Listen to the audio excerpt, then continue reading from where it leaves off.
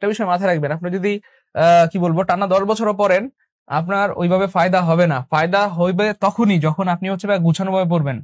আর একটা বিষয় মাথায় রাখবেন, পৃথিবীর যে কোনো পরীক্ষার জন্য আপনি প্রস্তুতি নেন না কেন, সেটা চাকরি হোক, ভার্সিটি হোক, মেডিকেল, যে কোনো পরীক্ষার জন্য আপনি প্রস্তুতি নেন, আপনার প্রথম প্রধান এবং একমাত্র কাজটা হবে সিলেবাস জানা। প্রথম কাজটা হবে সিলেবাস জানা।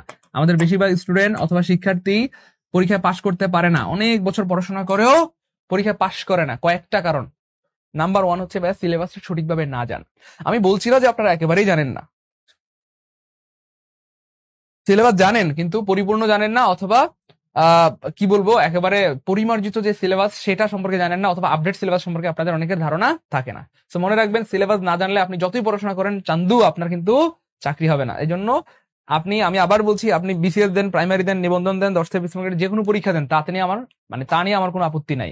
কিন্তু প্রথম এবং প্রধান কাজটা হবে, 1 নাম্বার কাজটা হবে আপনার সিলেবাসটা জানা, অথবা সিলেবাসটা আপনাকে জানতে হবে। যখন আপনি সিলেবাসটা জানবেন, তো যেই লাভটা আপনার হবে প্রিয় ভাই বোন আমার, ওই সিলেবাস অনুযায়ী আপনি আপনার পড়াশোনাটা কমপ্লিট করতে পারবেন।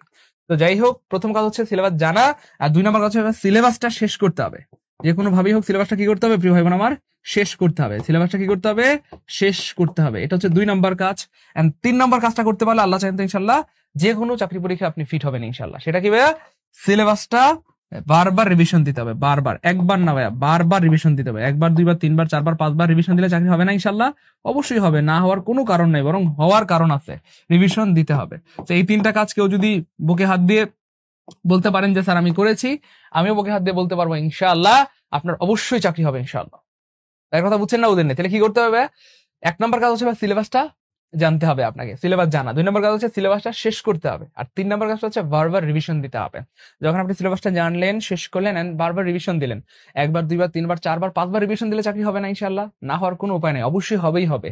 অর্থাৎ যেখান থেকে প্রশ্ন আসুক আপনার কমন পড়বে, কারণ সিলেবাস তো শেষ, তাই না বলেন?